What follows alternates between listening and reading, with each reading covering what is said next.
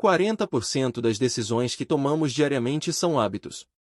Decisões que em algum momento deixaram de ser complexas e se tornaram quase automáticas. Não precisamos raciocinar muito, apenas vamos lá e fazemos. O hábito pode ser bom ou ruim, mas o livro O Poder do Hábito pretende mostrar que se controlarmos nossos hábitos podemos ter grandes impactos na nossa vida. Como o próprio subtítulo diz, o objetivo do estudo é explicar por que fazemos o que fazemos. Ou seja, é uma reflexão que aborda como essa capacidade de fazermos coisas de forma subconsciente, com um menor esforço cerebral tende a criar padrões em nossas vidas. Como os hábitos funcionam? Eugene Pauli era um paciente idoso que teve problemas cerebrais causados por uma cefalite viral. Por esse motivo, perdeu a capacidade de usar uma parte do seu cérebro, o lobo temporal medial. As outras partes continuaram funcionando normalmente, mas sua memória ficou prejudicada. Ele se tornou incapaz de lembrar qualquer coisa que tivesse ocorrido após 1960. No entanto, se lembrava de tudo o que aconteceu antes disso. Com efeito, se transformou em um homem incapaz de aprender coisas novas e, em segundos, esquecia o que havia ocorrido no momento anterior. Sua perda de memória poderia fazer com que ele se perdesse e nunca mais voltasse para casa. Por incrível que pareça, em apenas 15 minutos, seguindo sua rota diária, ele conseguiu retornar para casa. Alguns dias depois, Eugene já era capaz de fazer o percurso sozinho.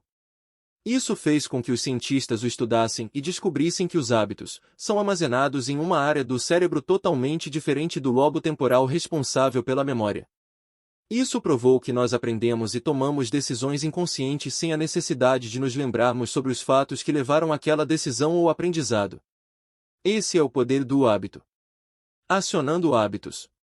Nosso cérebro é uma máquina poderosa. Ele está constantemente encontrando maneiras para se esforçar menos e automatizar rotinas, apenas para economizar energia. Um hábito funciona em um fluxo de 3 etapas. Gatilho. Algo acontece e seu cérebro entende este gatilho como um chamado para entrar no modo automático e escolher qual rotina usar. Rotina. É uma ação física, emocional ou mental que é automaticamente acionada pelo gatilho. Recompensa. Um estímulo positivo ocorre e diz ao seu cérebro que aquela rotina funciona, e dessa forma, é armazenada. Entender como os hábitos são acionados é importante, pois nos dá controle sobre nós mesmos. Como criar hábitos? O principal motivo pelo qual as pessoas estudam esse tema é aprender a criar hábitos e reforçar as práticas consideradas mais positivas. Assim, um hábito relativamente novo adotado pela população, por exemplo, é a simples rotina de escovar os dentes. Claude Hopkins, um publicitário americano, incentivou este hábito ao amarrá-lo a um gatilho comum no dia a dia das pessoas. Em seus anúncios, ele dizia: passe sua língua nos dentes. Você sente uma camada sobre eles. Essa camada faz com que seus dentes percam a cor e se deteriorem. Após o gatilho, seus anúncios diziam: a pasta de dentes Pepsodent remove esta camada e deixa seus dentes mais limpos e bonitos.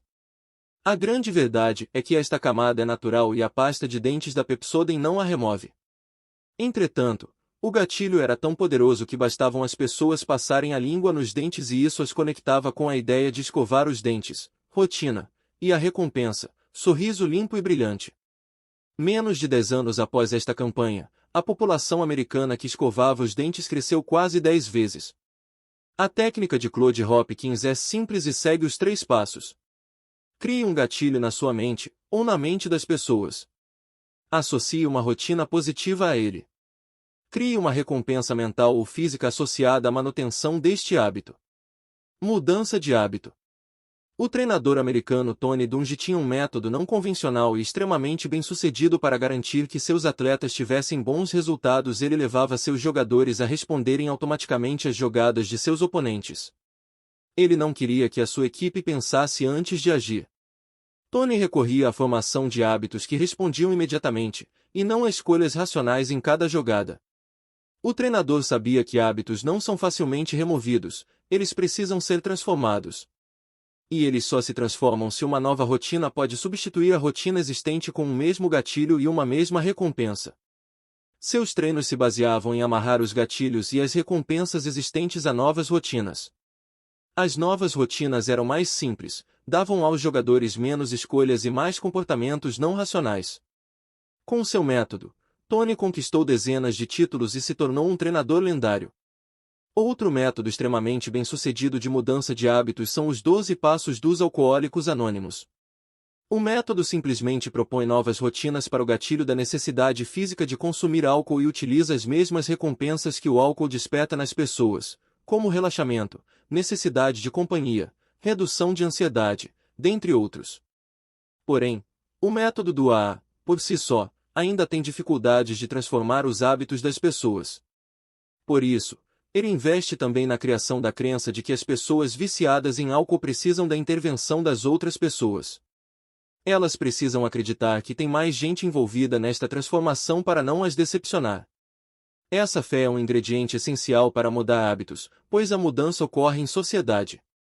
Agora que chegamos na metade da leitura, vamos nos aprofundar nos conceitos essenciais para a criação de bons hábitos, como a importância das pequenas vitórias e os métodos empregados pelos líderes e corporações de sucesso.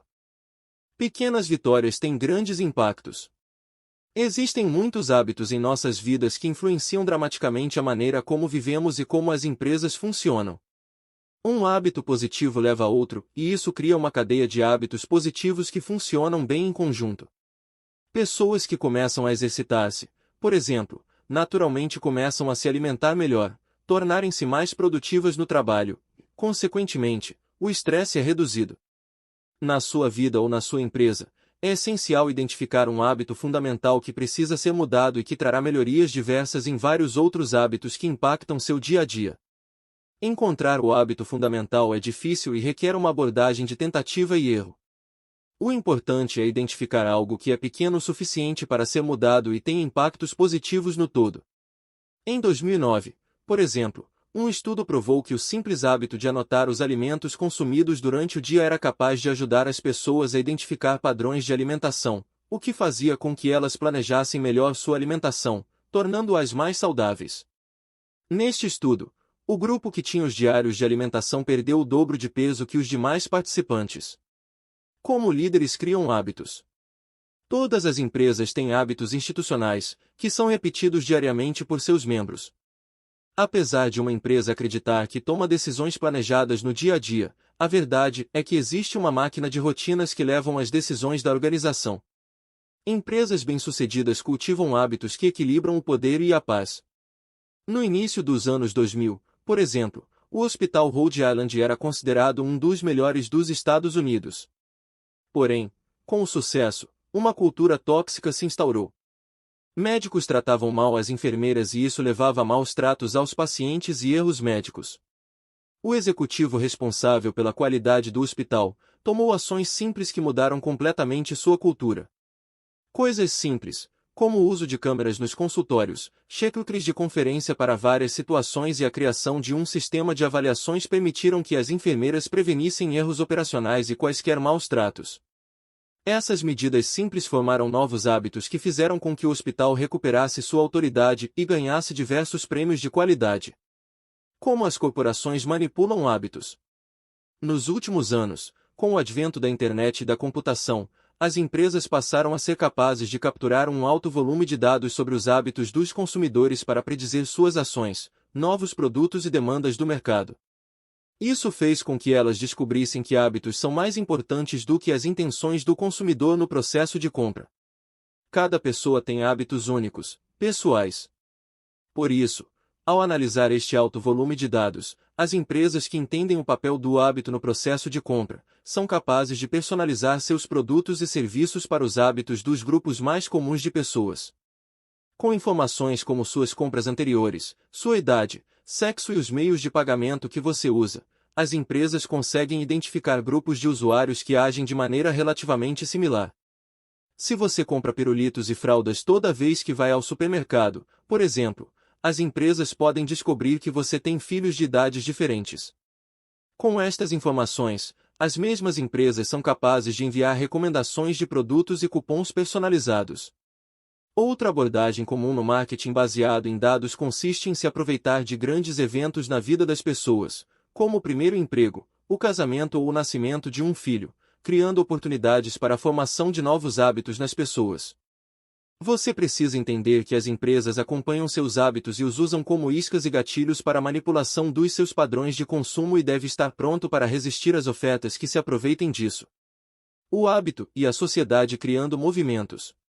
Em tempos de segregação racial nos Estados Unidos, uma história se destaca. Rosa Parks, uma mulher negra, desafiou o sistema e se assentou na parte branca do ônibus que era dividido entre brancos e negros.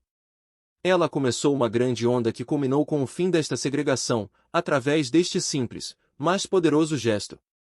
Ela foi presa, quase imediatamente, grupos começaram a distribuir panfletos e fazer um boicote ao sistema de transportes. O boicote se tornou um novo hábito da comunidade, gerou protestos e eventualmente a necessidade do Ato dos Direitos Civis de 1964 nos Estados Unidos. Rosa não foi a primeira pessoa a fazer isso, mas este também não foi apenas um ato desafiando o sistema. Ela tinha laços e amigos em sua comunidade. Os comportamentos que ocorrem sem planejamento racional, como o que ocorreu com Rosa, são muitas vezes os pilares das grandes mudanças na sociedade. Movimentos como este acontecem pois existem hábitos relacionados ao grupo de amigos, vizinhos e grupos com relação a uma causa. A ação de Rosa cresceu, pois foi adotada pela comunidade e as pessoas queriam demonstrar uma nova identidade e participar de um grupo que se unia através do desejo pelos direitos civis. O poder dos laços fracos explica como um protesto pode deixar de ser apenas algo de um grupo de amigos e se tornar um movimento social forte. Convencer milhares de pessoas a buscar um mesmo objetivo é difícil, mas usar a ligação entre as pessoas para criar uma pressão de companheiros tende a funcionar para mudar os hábitos de uma sociedade. Notas finais do canal. Hábitos ditam muito das suas atividades e dizem muito sobre quem você é. Entendê-los é o primeiro passo para ser capaz de transformar sua vida, sua produtividade e seus resultados nos negócios. Você se torna melhor naquilo que você repete constantemente e isso são seus hábitos. Trabalhe para conhecer a si mesmo, transforme-se e exercite a sua força de vontade para se tornar uma pessoa com um grande autocontrole. Gostou do nosso vídeo? Deixe sua curtida e inscreva-se no canal. Semanalmente estaremos postando resumos e livros completos para ajudar no seu crescimento pessoal em 2023. Comenta logo abaixo se gostou e envie sugestões para os próximos vídeos. Até mais!